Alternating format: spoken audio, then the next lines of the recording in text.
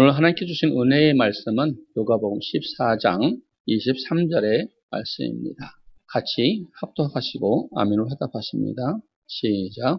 주인이 종에게 이르되 길과 산울로 가로 나가서 사람을 강권하여 데려다가 내 집을 채우라. 아멘. 오늘 은혜 받으실 하나님의 말씀은 하나님을 사랑하는 방법 세 번째 시간으로 구체적인 방법이 무엇이냐? 전도로 하나님의 집을 채우는 것입니다. 라는 제목으로 피차 은혜 나눔 시간 되기를 소원합니다. 하나님을 사랑하는 것이란 교회를 사랑하는 것을 말합니다. 교회를 사랑하는 구체적인 방법이 무엇인가? 우리가 일전에 말씀 배운 것이 첫째, 하나님을 사랑하는 방법 첫째가 하나님의 교회를 자랑하며 교회가 하는 일을 자랑하는 것이며 주의 종을 자랑하고 성도들을 자랑하는 것입니다. 또 둘째로 교회를 사랑하는 방법 두 번째는 하나님의 집에 양식을 채우는 것입니다. 온전한 11조와 헌물로 하나님의 집에 헌물 들여서 교회에 쓸 것을 채우는 것입니다. 오늘은 세 번째 시간으로 교회를 사랑하는 것은 하나님 집의 전도로 성도들을 채우는 것입니다. 여러분, 전도는 주님의 지상 명령입니다. 대부분의 교회는 주 목표를 교회의 부흥과 전도로 힘을 쓴 것을 볼 수 있습니다. 많은 교회가 전도를 위해서 전도 프로그램이나 또는 총전도 주의를 통해서 성도들을 많이 전도할 것을 말씀하시고 또 그로 인해서 많은 물질을 또 쓰기도 합니다. 또한 전도를 위해서라면 하나님께서 주신 지상명령이므로 그 해야 하는 이유를 우리가 알아야 될 수 있습니다. 과연 그 이유가 무엇일까요? 첫째, 전도는 하나님께서 제일 기뻐하시는 일이므로 우리가 행해야 된다는 것입니다. 하나님께서는 모든 사람이 구원을 받아 진리를 알기를 원하신다고 말씀하심을 볼 수 있습니다. 디모데전서 2장 4절의 말씀입니다. 하나님은 모든 사람이 구원을 받으며 진리를 아는 데 이르기를 원하시느니라. 아멘. 진리를 알기도 원하시지만 하나님께서는 모든 사람들이 회개하여 주님 앞에 나와서 또한 구원받기를 원하신다고 말씀하시는데 그 내용이 베드로후서 3장 8절과 9절의 말씀입니다. 사랑하는 자들아, 주께는 하루가 천년 같고 천년이 하루 같은 이 한 가지를 잊지 말라. 주의 약속은 어떤 이에 더디다고 생각하는 것 같이 더딘 것이 아니라 오직 너희를 대하여 오래 참으사 아무도 멸망치 않고 다 회개하기에 이르기를 원하시느니라. 아멘. 이처럼 하나님께서는 한 영혼이 천하보다 귀하므로 그 영혼들을 향한 하나님의 마음의 간절함을 볼 수 있습니다. 이런 하나님의 심정은 누가복음 15장에 나오는 세 가지 비유를 통해서도 우리에게 잘 말씀하고 계심을 볼 수 있습니다. 누가복음 15장 1절과 2절의 말씀을 보시겠습니다. 모든 세리와 죄인들이 말씀을 들으러 가까이 나아오니 바리새인과 서기관들이 원망하여 가로되 이 사람이 죄인을 영접하고 음식을 같이 먹는다 하더라. 아멘. 세리와 죄인들이 예수님의 계심을 알고 오셔서 함께 음식을 먹고 마심을 보고 바리새인과 서기관들이 그 광경을 보고 서로 비판하고 판단하는 내용입니다. 이런 그들에게 예수님께서는 세 가지 비유를 통해서 영혼, 곧 잊어버린 영혼들을 하나님께서 얼마나 찾으시는지 그 죄인을 향한 하나님의 마음이 어떠한지를 잘 말씀하고 계십니다. 하나님께 첫 번째로 잃어버린 양의 비유를 통해서 하나님의 간절한 마음을 담아 보십니다. 누가복음 15장 4절로 7절까지 말씀입니다. 너희 중에 어느 사람이 약 100마리가 있는데 그 중에 하나를 잃으면 99마리를 들에 두고 그 잃은 것을 찾도록 찾아다니지 아니하느냐? 또 찾은즉 즐거워 어깨에 메고 집에 와서 그 벗과 이웃을 불러 모으고 말하되 나와 함께 즐기자. 나의 잃은 양을 찾았노라 하리라. 내가 너에게 이르노니 이와 같이 죄인 하나가 회개하면 하늘에서는 회개할 것 없는 의인 99을 인하여 기뻐하는 것보다 더하리라. 아멘. 양 100마리를 가진 목자가 한 마리 양을 잊어버리자 99마리를 들에 두고 한 마리를 찾아서 들에 양을 찾아 헤맵니다. 그리고 그 이 양을 찾았을 때는 즐거워하며 벗과 이웃을 불러서 나와 함께 즐기자고 말을 합니다. 여기서 잊어버린 양은 하나님을 떠난 죄인을 의미합니다. 이와 같이 하나님은 죄인 하나가 회개하고 주님 앞에 돌아오면 회개할 것 없는 의인 99으로 인해서 기뻐하는 것보다 더 기뻐하신다는 말씀입니다. 또한 두 번째로다가 드라크마를 잊어버린 여인에 대해서 말씀하고 계십니다. 누가복음 15장 8절로 9절의 말씀이지요. 어느 여자가 10드라무크가 있는데 하나를 잃으면 등불을 켜고 집을 쓸며 찾도록 부지런히 찾지 아니하겠느냐. 또 찾은즉 벗과 이웃을 불러 모으고 말하되 나와 함께 즐기자. 이런 드라크마를 찾았노라 하리라. 아멘. 한 드라크마는 이스라엘 백성들의 한우의 품삯을 의미하는 화폐 단위입니다. 10드라크마는 노동자의 열흘치 품삯에 해당하지요. 그러나 이 여인에게는 그 드라크마가 그냥 돈에 불과하지 않는 것입니다. 아주 소중한 것이라는 것을 말하고 있지요. 그래서 여인은 그것을 찾기 위해서 등불을 켜고 집안 구석구석을 부지런히 찾고 쓸고 드라크마를 찾습니다.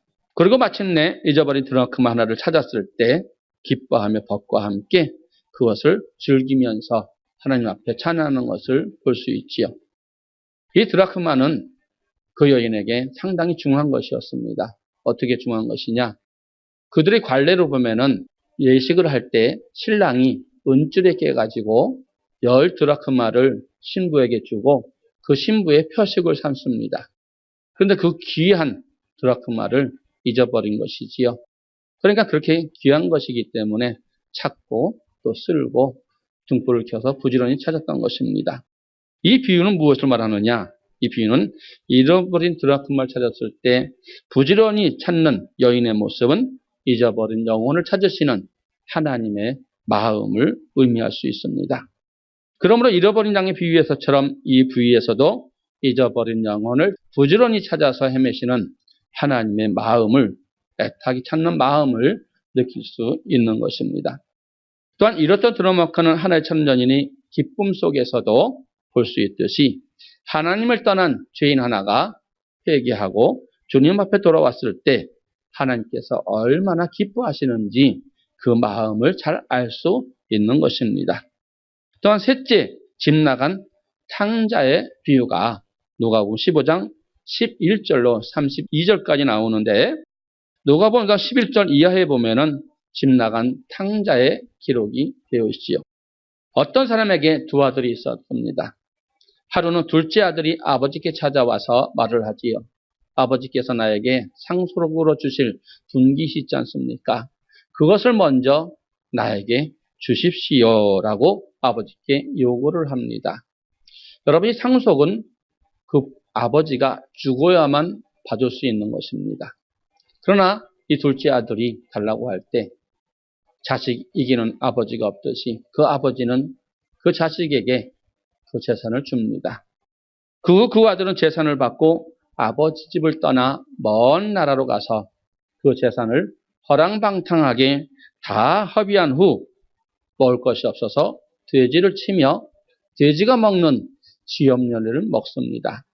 그러나 그것도 먹을 것이 없자 그제서야 둘째 아들은 자신의 죄를 깨닫고 다시 아버지 집으로 돌아오는 내용이지요. 그때 집으로 돌아오는 그 아들을 아버지는 어떻게 맞이하는가? 누가복음 15장 20절로 24절의 말씀을 보시면은 우리가 잘 알 수 있습니다. 이에 일어나서 아버지께 돌아가니라.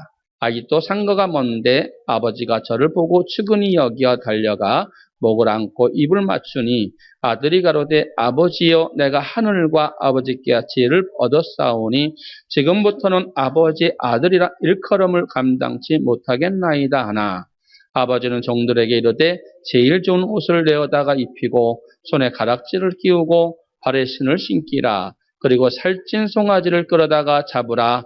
우리가 먹고 즐기자. 이내 아들은 죽었다가 다시 살아났으며 내가 잃었다가 다시 얻었노라 하니 저희가 즐거워하더라. 아멘. 아버지는 자신의 재산을 다 허비하고 돌아온 그 아들을 죄를 추궁하기보다는 나무라지도 않고 오히려 상거가 먼데도 그 아들 보고 측은히 여겨 달려나가서 안고 포옹하고 입을 맞춥니다. 그렇게 종들에게 명하여 제일 좋은 것을 내어다가 입히고 손에 가락지를 끼우고 발에 신을 신기고 살찐 송아를 잡아서 잔치를 열게 하는 내용입니다. 이 아버지의 모습을 통해서 깨달은 것이 우리는 무엇을 볼 수 있습니까? 어떤 죄인이라도 회개하고 주 앞에 돌아오면 하루가 천년같이 저는 이 하루가 기다리고 계시는 하나님께서 그 모든 죄를 사해 주시며 용서해 주시며 기억하지 아니하신다는 것입니다. 우리를 내치지 아니하시며 뜨거운 사랑으로 품어주시고 하나님의 사랑으로 우리를 품에 안아주신다는 것이지요. 그래서 우리는 세상에 믿지 않는 죄인들을 통해서 또한 믿다가 떨어진 사람들을 통해서라도 우리를 하나님 앞에 온전하게 할 수 있는 믿음으로 성장하기 위해서 그들에게 복음을 전하라고 말씀하시는 것입니다. 반드시 저와 여러분이 아버지의 마음을 가지고 하나님 아버지의 마음을 가지고 그들을 사랑하는 마음으로 하루가 천년같이 그들의 영혼을 기다리시는 그 마음을 가지고 우리가 전도할 수 있는 마음이 있기를 소원합니다. 이상의 세 가지 비유처럼 하나님은 잊어버린 영혼이 회개하고 구원에 이르게 되는 것을 기뻐하시며 지금 이 순간에도 그 영혼들이 주 앞에 돌아오기를 기다리시는 줄 믿습니다.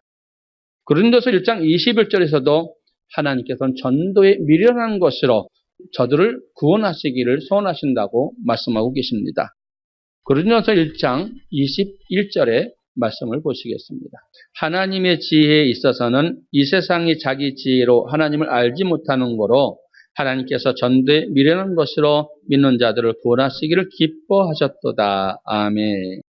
즉 하나님은 전도를 통해서 잊어버린 영혼이 구원에 이르게 되는 것을 기쁘게 여기신다는 것입니다. 그래서 예수님께서 이 땅에 오신 목적 가운데서도 전도하기 위하여 이 땅에 오셨다고 말씀하심을 볼 수 있지요. 마가복음 1장 38절의 말씀입니다. 이르시되 우리가 다른 가까운 마을들로 가자. 거기서도 전도하리니 내가 이를 위하여 왔노라 하시고. 아멘. 예수님뿐만 아니라 예수님께서 12제자를 택하신 목적 또한 전도하기 위함이라고 말씀하심을 마가복음 3장 13절과 15절에서 볼 수 있습니다. 또 산에 오르사 자기의 원하는 자들을 부르시니 나아온지라. 이에 12를 세우셨으니 이는 자기와 함께 있게 하시고 또 보내사 전도도 하며 귀신을 떼어 쫓는 권세도 있게 하려 하심이로라. 아멘. 예수님께서도 또한 택하신 12제자도 전도하기 위해서 택했다고 말씀하십니다. 이뿐 아니라 예수님께서 사도 바울에게도 하나님께서 내가 너를 보내면 오직 복음을 전하기 위함이었다고 말씀하십니다. 그렇다면 하나님이 우리를 택하신 이유는 무엇이라고 말씀하시는지 베드로전서 2장 9절의 말씀을 보시겠습니다. 오직 너희는 택하신 족속이요 왕같은 제사장들이요 거룩한 나라요 그의 소유된 백성이니 이는 너희를 어두운 데서 불러내어 그의 기이한 빛에 들어가게 하신 자의 아름다운 덕을 선전하게 하려 하심이라. 아멘. 오직 우리를 어떻게 말씀하십니까? 택하신 족속이요 왕같은 제사장이요 거룩한 나라요 소유된 백성으로 삼으신 것은 어두운 가운데 있던 우리를 빛으로 인도하여 주신 하나님의 아름다운 덕, 즉 하나님의 은혜와 사랑을 전도하기 위함이라고 말씀합니다. 한마디로 하나님께서 우리를 택하신 구원의 목적 또한 우리로 하여금 전도하게 하기 위하여 우리를 택하셨다고 말씀하신 것과 같습니다. 우리가 진실로 교회를 사랑하고 주님을 사랑한다면 하나님의 심정, 그 영혼을 사랑하는 마음을 알고 그분이 기뻐하시는 일을 행함으로 하나님을 당연히 기쁘게 해드리는 것인 줄 믿습니다. 우리가 앞서 살펴보았듯이 하나님께서는 잊어버린 영혼들을 위해서 애타는 마음을 우리에게 보이셨습니다. 그 영혼이 주님 앞에 돌아왔을 때 그 하나님은 얼마나 너무나도 기뻐하십니다. 그리고 우리가 전도하여 잊어버린 영혼을 교회에 정착하여 구원에 이르게 할 때 또한 가장 기뻐하신다고 말씀합니다. 그러므로 우리가 이웃에게 복음을 전하고 그들을 교회로 인도하여 하나님의 집에 채우는 것은 하나님께서 가장 기뻐하시는 것이다 이 말입니다. 결국 이것이 교회를 사랑하는 것이요 하나님을 사랑하는 것이라고 말씀하심을 볼 수 있습니다. 뭐라고요? 전도는 하나님께서 우리에게 명령하신 지상의 명령이라는 것입니다. 그래서 우리가 이 전도는 많은 사람들이 하나님께서 가장 기뻐하신 일인 전도는 하면 좋은 것이지만 반드시 해야만 하는 것, 절대적인 것은 아니라고 생각들을 합니다. 즉 전도는 하면 좋은 일이지만 굳이 하지 않아도 괜찮다고 생각한다는 말이지요. 과연 그런가? 이에 대해서 성경은 어떻게 말씀하고 있는지 성경을 살펴보도록 하겠습니다.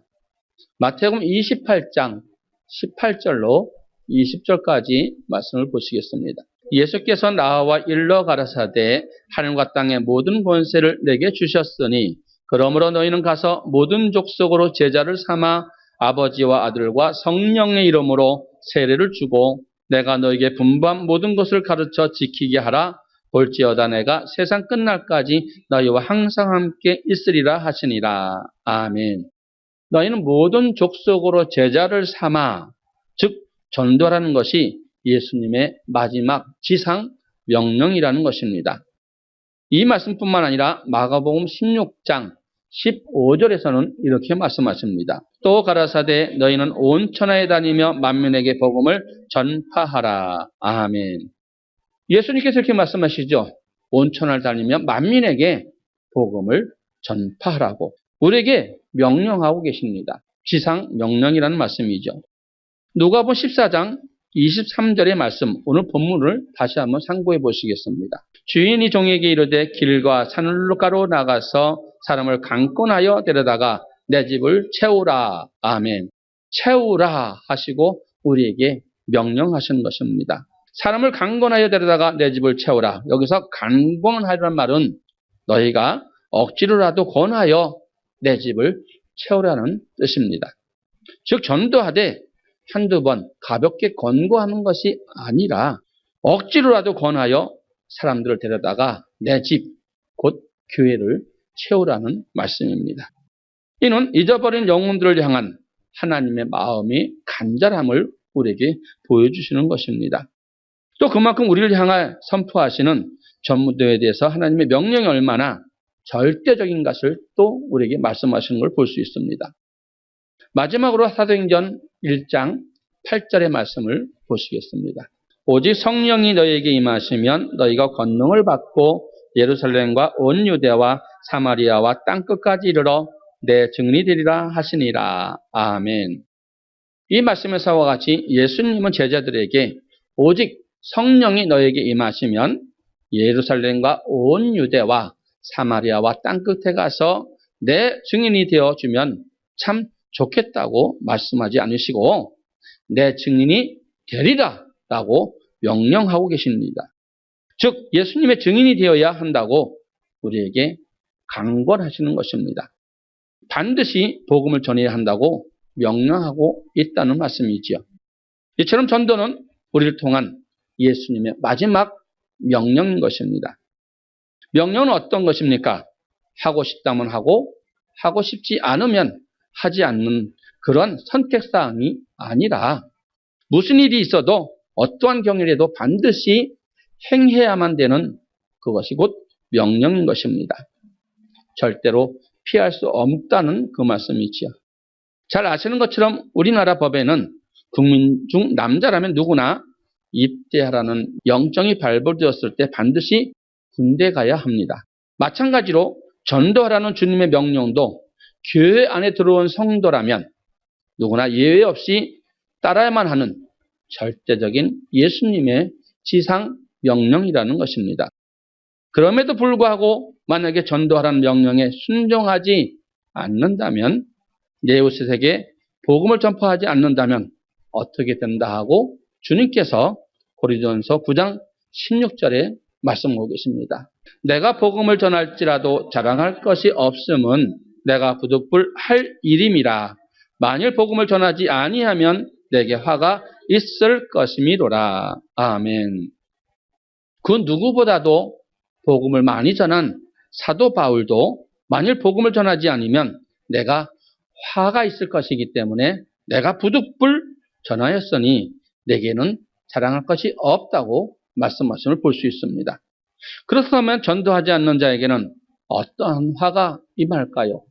우린 반드시 이 말씀을 마음에 새겨서 우리 측근에 있는 지인들이나 또한 우리의 식솔들, 또한 믿지 않는 친척들에게도 반드시 저와 여러분이 부득불 전해야 되는 말씀인 줄 믿습니다. 에스겔서 33장 6절로 9절의 말씀을 보시겠습니다. 그러나 파수꾼이 칼이 임함을 보고도 나팔을 불지 아니하여 백성에게 경고치 아니하므로 그 중에 한 사람이 그 임하는 칼에 제함을 당하면 그는 자기 죄악 중에서 제한받으려니와 그 죄를 내가 파수꾼의 손에서 찾으리라. 인자야 내가 너로 이스라엘 족속의 파수꾼을 삼음이 이와 같으니라. 그런즉 너는 내 입의 말을 듣고 나를 대신하여 그들에게 경고할지어다. 가령 내가 악인에게 이르기를 악인아 너는 정령 죽으리라 하였다 하자. 내가 그 악에서 말로 경고하여 그들에서 떠나게 아니하면 그 악인은 자기 죄악 중에서 죽으려니와 내가 그 피를 내 손에서 찾으리라. 그러나 너는 악인에게 경고하여 돌이켜 그들에서 떠나게 하되 그가 돌이켜 그들에서 떠나지 아니하면 그는 자기 죄악 중에서 죽으려니와 너는 내 생명을 보전하리라. 아멘. 파수꾼이 적군이 오는 것을 보고도 나팔을 불어 경고하지 않으므로 성중에 한 사람이 죽게 된다면 하나님은 그 죄를 파수꾼의 손에서 찾으시겠다고 말씀하십니다. 이와 마찬가지로 이스라엘 민족이 파수꾼으로 세운 에스겔이 하나님의 말씀을 듣고도 백성에게 경고하지 않음으로 인해서 악인이 자기 죄악 중에 죽으면 그 핏값을 에스겔의 손에서 찾겠다고 말씀합니다. 곧 심판이 가까웠다 하는 말을 듣고도 그 말을 전하지 않으므로 그들이 죽는다면은 그 핏값을 전하지 않는 사람에게 찾는다고 말씀하신 것과 같습니다. 여러분, 하나님은 저와 여러분을 이 시대 이민족의 영적인 파수꾼으로 세우셨습니다. 즉 하나님의 심판이 있으라는 것을 알고 있다 이 말입니다. 그 심판이 점점 다가오고 있음을 알고 있는 파수꾼들인데 만일 저와 여러분이 그 복음을 외치지 않는다면, 복음의 나팔을 불어서 경고하지 않는다면 복음을 듣지 못해 지옥에 가는 영혼들을 핏값을 하나님께서 저와 여러분에게서 찾는다고 말씀하고 계십니다. 거듭 말씀드리지만 전도, 곧 복음을 전하는 것은 선택이 아니라 의무이며 하나님의 지상 명령이라는 것입니다. 복음을 전하지 않으면 화가 내게 미친다고 말씀하고 있는 것을 다시 한번 고린도서 9장 16절의 말씀을 보시겠습니다. 내가 복음을 전할지라도 자랑할 것이 없음은 내가 부득불 할 일임이라. 만일 복음을 전하지 아니하면 내게 화가 있을 것이미로라. 아멘. 그러므로 우리는 때를 얻든지 못 얻든지 하고 싶든지 하고 싶지 않든지 간에 복음 전하는 사명을 부득불 행해야 된다는 것입니다. 또한 전도하기 위해서는 우리가 어떻게 되는가? 이제 말씀을 통해서 전도는 하나님께서 가장 기뻐하는 것이며 저와 여러분이 반드시 해야 할 명령임을 알았다면 생각건대 여러분 중에서 전도인으로서 열심하는 삶을 살고 싶을 것입니다. 그렇게 또한 다짐하는 분도 계실 것입니다. 그러나 우리가 전도에 대해서 경험해봐서 잘 알지만 실제 전도하는 일이 마음먹은 대로 쉽게 이루어지는 것은 아닙니다. 그럼 전도하기 위해서는 우리는 어떻게 무장을 해야 되는가? 먼저 전도하기 위해서는 기도해야 합니다. 부활하신 예수님이 하늘로 승천하기 전에 제자들에게 명령하신 말씀이 있습니다. 사도행전 1장 8절의 말씀이지요. 오직 성령이 너희에게 임하시면 너희가 권능을 받고 예루살렘과 온 유대와 사마리아와 땅끝까지 이르러 내 증인이 되리라 하시니라. 아멘. 너희가 성령이 임하면, 너희에게 성령이 임하면 너희가 권능을 받고 땅끝까지 가서 내 증인이 되리라 라고 말씀하십니다. 즉 성령이 임할 때 권능을 받을 수 있다고 말씀하시는 것입니다. 권능을 받아야 예수님의 증인이 될 수 있기 때문입니다. 이 말씀을 들은 제자들은 마음을 같이하여 기도에 힘썼다고 성경을 말합니다. 사도행전 1장 13절로 14절의 말씀이지요. 들어가 저희 유하는 다락에 올라가니 베드로, 요한, 야고보, 안드레와 빌립, 도마와 바돌로메, 마테와 및 알페오의 아들 야고보, 셀로신 시몬, 야고보의 아들 유다가 다 거기 있어 여자들과 예수의 모친 마리아와 예수의 아우들로 더불어 마음을 같이하여 저녁 기도에 힘쓰니라. 아멘. 이처럼 다락방에 모여서 마음을 같이하여 저녁 기도에 힘썼을 때 오순절날 드디어 그들에게 성령이 임하였다고 말합니다. 사도행전 2장 1절로 4절까지의 말씀이 그렇습니다. 오순절날이 이미 이름에 저희가 다 같이 한 곳에 모였더니 호련히 하늘로부터 급하고 강한 바람 같은 소리가 있어 저희 앉은 온 집에 가득하며 불의 혀같이 갈라지는 것이 저희에게 보여 각 사람 위에 임하여 있더니 저희가 다 성령의 충만함을 받고 성령이 말하게 하심을 따라 다른 방언으로 말하기를 시작하니라. 아멘. 기도할 때 성령이 임하고 성령의 충만을 받아서 그 어떤 변화가 일어났다고 합니까? 예수님께서 잡히시고 십자가에 달릴 때에 도망가고 배신했던 제자들이 모두 다 담대한 복음의 증거자가 되었다고 성경은 말하고 있습니다. 그중 베드로는 3번이나 주님을 모른다고 부인했었지만 성령을 받은 후에는 자신을 위협하는 모든 사람에게 무서워하지 않고 담대하게 예수님을 증거하는 자로 변했다는 것입니다. 그 내용이 사도행전 4장 17절로 20절까지 말씀입니다. 이것이 민간에 더 퍼지지 못하게 저희를 위협하여 이후에는 이 이름으로 아무 사람에게도 말하지 말게 하자 하고 그들을 불러 경계하여 도무지 예수의 이름으로 말하지도 말고 가르치도 말라 하니 베드로와 요한이 담대하여 가로되 하나님 앞에서 너희 말 듣는 것이 하나님 말씀 듣는 것보다 옳은가 판단하라. 우리가 보고 들은 것을 말하지 아니할 수 없다 하니. 아멘. 이와 같이 성령이 충만하자 베드로는 하나님께 모든 충성하기를 맹세하는 내용과 같습니다. 자기를 위협하는 사람에게 하나님 말씀하는 것밖에 우리는 할 수 없다고 증언하고 있습니다. 그리고 이어지는 말씀을 보면 복음을 전하던 사도들이 공회에 잡혔다가 풀려나는 말씀이 있습니다. 그때 풀려난 사도들이 어떻게 말을 하는가? 계속해서 사도행전 4장 24절로 31절까지 말씀을 보시겠습니다. 저희가 듣고 일심으로 하나님께 소리를 높여 가로되 대주제여 천지와 바다와 그 가운데 만유를 지은 이시요 또 주의 종 우리 조상 다윗의 입을 의탁하사 성령으로 말씀하시기를 어찌하여 열방이 분노하며 족속들이 허사를 경영하였는고 세상의 군왕들이 나서며 관원들이 함께 모여 주와 그 그리스도를 대적하도다 하신 이로소이다.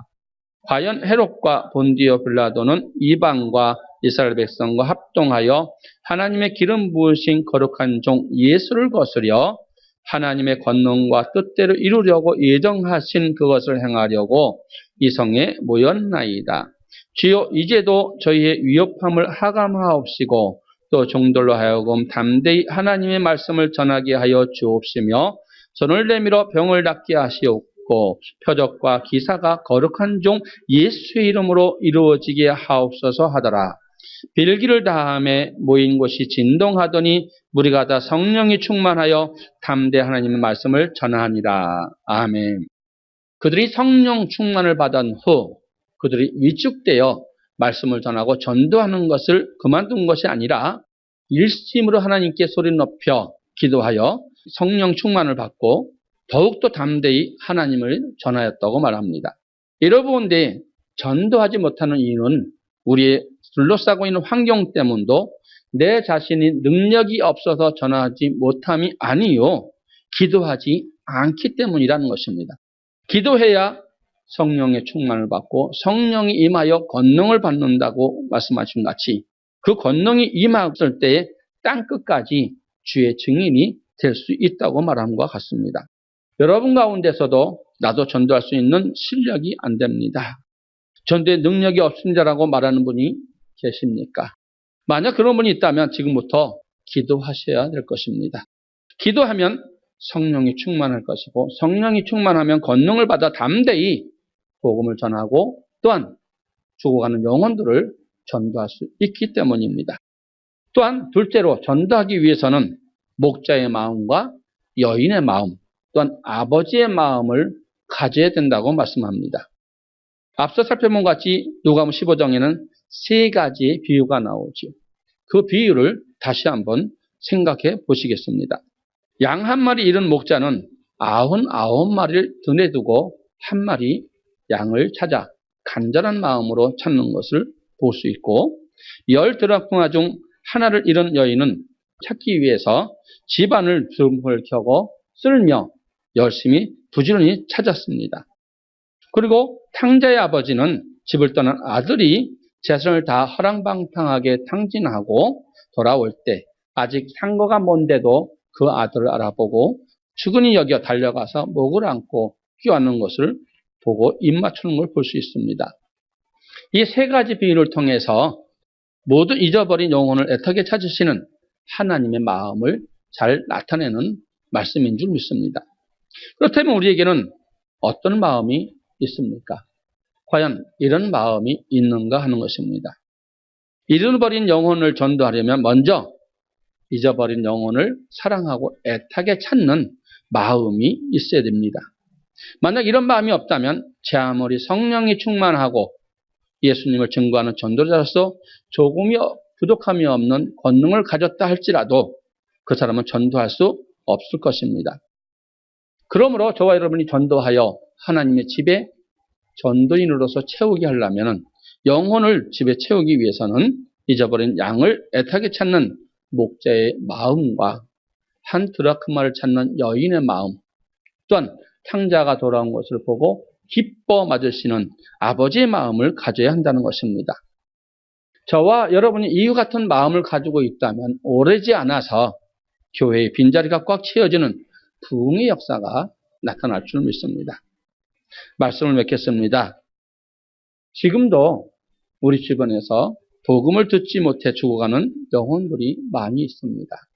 생각을 해보십시오. 내 측근에, 내 형제, 내 자매, 내 친척들, 내 가문, 내 직장에 있는 사람들.